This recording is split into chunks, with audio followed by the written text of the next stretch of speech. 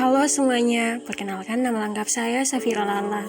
Nomor induk mahasiswa 2001180092, kelas B semester 2. Program studi pendidikan guru pendidikan anak usia dini, Universitas Nusa Cendana Kupang.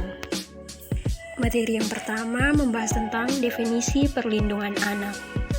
Perlindungan pada anak merupakan suatu bentuk usaha untuk memenuhi hak dasar anak dan menjauhkan anak dari segala bentuk kekerasan yang dapat berdampak negatif terhadap tumbuh kembang anak.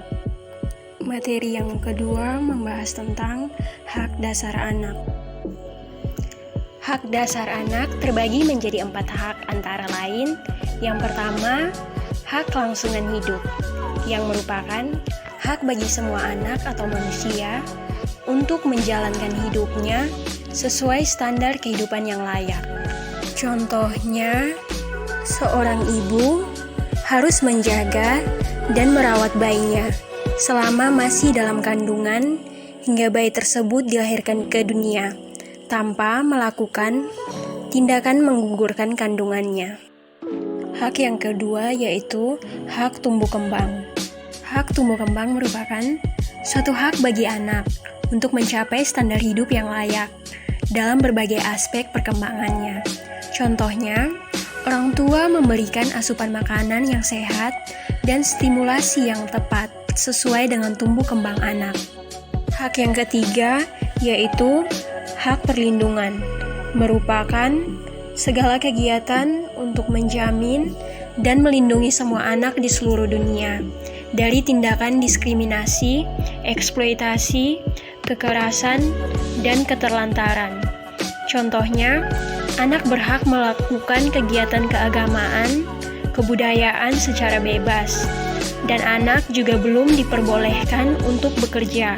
Yang keempat yaitu hak berpartisipasi, yang merupakan pemberian kesempatan pada anak untuk terlibat dalam proses pengambilan suatu keputusan yang berhubungan dengan diri anak, dengan menyampaikan dan didengar maupun mempertimbangkan pendapat anak sesuai dengan tingkat kecerdasan dan usianya, demi perkembangan dirinya berdasarkan nilai-nilai kesusilaan dan kepatuhan. Materi yang ketiga membahas tentang Undang-Undang Perlindungan Anak Nomor 35 Tahun 2014. Ketentuan pada pasal 54.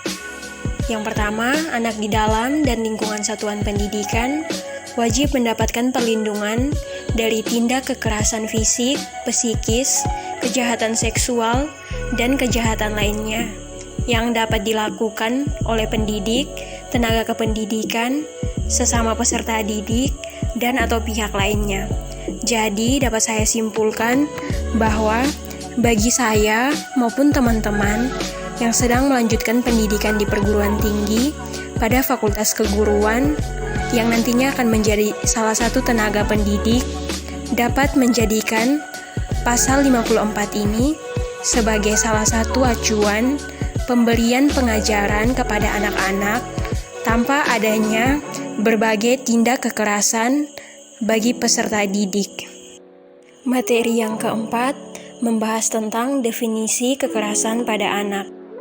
Kekerasan merupakan suatu tindakan yang secara sengaja menyakiti anak, baik secara fisik, psikis, maupun seksual, dengan tujuan untuk merusak, melukai, dan merugikan anak, sehingga anak tidak dapat berkembang secara optimal.